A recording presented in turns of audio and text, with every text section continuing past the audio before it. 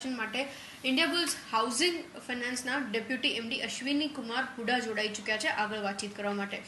Good morning sir, बहुत बहुत शुक्रिया मेरे साथ आज जुड़ने के लिए। सबसे पहले शुरुआत ये क्वार्टर कैसा था, ये साल क्योंकि हम लोग क्लोज डाउन कर रहे थे कैसा था, एक स्नैपशॉट से करें, किस तरीके से वर्कआउट हो रहा था, क्या डिमांड के अंदर थोड़ा बहुत रिवाइवल आपने देखा है, एक ग्राउंड लेवल पे आइडिया आप मुझे अगर दे पाएं। अच्छा स्टेबल क्वार्टर था ये कंपनी के लिए। जैसा आपने कहा कि डिमांड साइड पे होम ट्रांजैक्शन जो घर की खरीदी हुई वो काफ़ी अच्छी हुई, तो उसके चलते होम लोन के बिजनेस में भी काफ़ी इजाफा हुआ और बिल्डर्स के लोन्स की भी सर्विसिंग काफ़ी अच्छी रही। अक्टूबर महीने से सेल बढ़नी शुरू हुई थी बिल्डर्स के लिए और मार्च का क्वार्टर खासकर काफ़ी अच्छा रहा। तो सेकेंड वेव कोरोना का इम्पैक्ट अप्रैल में देखने को मिला है, पर रियल एस्टेट का जो स्वभाव है वो बदल गया है, तो उसके चलते कंपनी ने काफ़ी स्टेबल परफॉर्मेंस दी है। अगर आपने कंपनी के एनपीएल्स देखे हैं तो जो साल के शुरू में थे वही उसी लेवल पे लगभग साल के आखिर तक एनपीए रहे हैं इस एनवायरनमेंट में, जहां की बाकी हर फील्ड में एनपीए बढ़े हैं। तो ओवरऑल मैं कहूँगा कि कंपनी का जो स्ट्रेटजी है कि केवल रिटेल लोन करने हैं इंक्रीमेंटल बेसिस पे और stable asset quality going forward रखनी है, वो काफ़ी कामयाब रही है।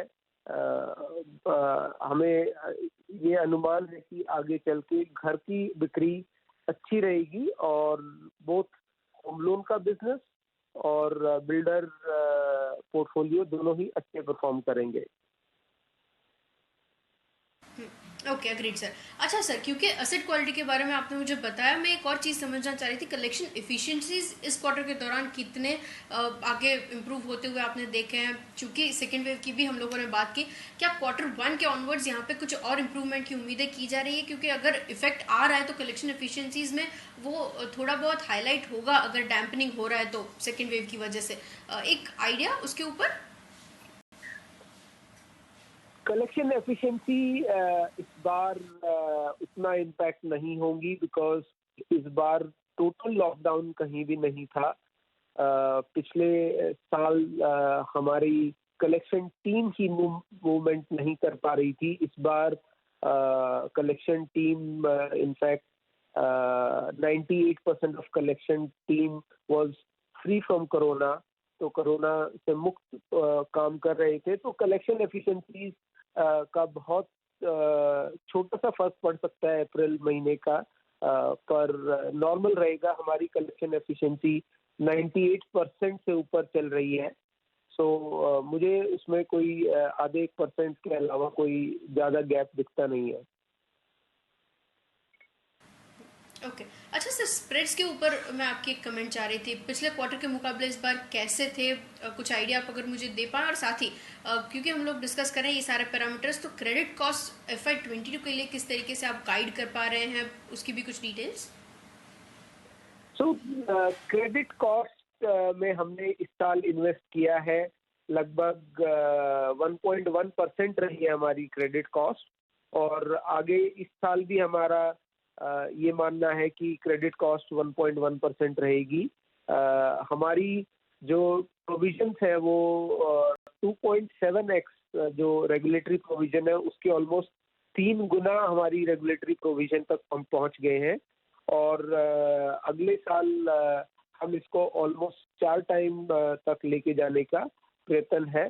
2,500 करोड़ से ज़्यादा की प्रोविजन पूल आज की डेट में कंपनी के पास है। तो काफ़ी अच्छी सिचुएशन है।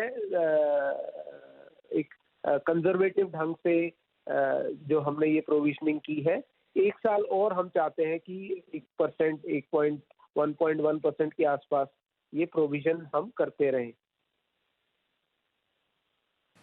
Okay, agreed sir. अच्छा, और in terms of restructured book, उसकी कुछ डिटेल्स आप मुझे अगर दे पाए, पिछले क्वार्टर में जो थी उसके बाद क्वार्टर 4 के क्या अपडेट्स हैं। तो रिस्ट्रक्चर्ड बुक हमारे बिजनेस में ना के बराबर है। गवर्नमेंट ने काफ़ी अच्छी स्कीम्स दी थी कस्टमर्स के लिए, रीस्ट्रक्चरिंग, ईसीएलजीएस, पर हमारे कस्टमर होम लोन कस्टमर हैं, उनको इन सब की ज़रूरत नहीं पड़ती। बहुत ही छोटे लेवल पे 1-2 केसेस की रीस्ट्रक्चरिंग हुई थी। तो मेरा मानना है कि पिछला लॉकडाउन काफ़ी 1 महीने में काफ़ी कंप्लीट लॉकडाउन था, तो उसके चलते कुछ लोगों को ज़रूरत पड़ी। इस बार मुझे नहीं लगता कि हमारे कस्टमर्स को कोई भी गवर्नमेंट की स्कीम की ज़रूरत पड़ेगी, मदद की ज़रूरत पड़ेगी। थोड़ा बहुत ईसीएलजीएस एक्स्ट्रा फंडिंग कुछ कस्टमर्स को चाहिए होगी, तो वो हम देख रहे हैं, पर रीस्ट्रक्चरिंग का हमें अनुमान है कि कोई रीस्ट्रक्चरिंग की ज़रूरत नहीं पड़ेगी। Okay, agreed sir. और आखिर में मैं एक और चीज़ समझना चाह रही थी, एचडीएफसी के साथ आपका जो को लेंडिंग मॉडल है वो किस तरीके से वर्कआउट होगा, उसकी कुछ डिटेल्स अगर आप मुझे दे पाएं। तो ये सारी को लेंडिंग की अरेंजमेंट जो है हमारी बैंकों के साथ, एचडीएफसी के साथ, इससे कंपनी को फ़ायदा ये होता है कि उनकी कॉस्ट ऑफ फंड्स कम है और उनके साथ पार्टनरशिप में हम हर कस्टमर को सर्विस कर पाएँगे। प्राइम कस्टमर को बहुत कॉम्पिटिटिव रेट देना पड़ता है, तो हमारे को ये मदद मिलेगी कि हम हर सब प्रकार के कस्टमर तक पहुंच पाएंगे, उनको फंड कर पाएंगे। काफ़ी डिमांड है आज मार्केट में, स्पेशली होम लोन्स की। अरेंजमेंट में 20% हम अपनी बैलेंस शीट पे रखते हैं हर लोन का, और 80% पार्टनर की बैलेंस शीट पे जाता है। हर लोन पार्टनर इंडिपेंडेंटली इवेल्युएट करता है, वो अपना अप्रूवल करते हैं हर लोन का, तो उनकी ही एसेट क्वालिटी के हिसाब से ये लोन ओरिजिनेट होते हैं। और हमें इसमें क्योंकि केवल 20% लोन रखना पड़ता है, पर हमें सर्विसिंग और काफ़ी सारी फीस मिलती है पूरे लोन पे, तो ये कंपनी के लिए काफ़ी फायदे मंद होता है। और काफ़ी लो रेट पे कस्टमर को हम लोन दे पाते हैं इस अरेंजमेंट के थ्रू, जबकि हमारे पार्टनर को उनके हिसाब से क्रेडिट क्वालिटी मिलती है, उनके जो चेक्स है, बैलेंसेस हैं, उनके हिसाब से वो अप्रूव करते हैं और हम उसके बाद लोन देते हैं।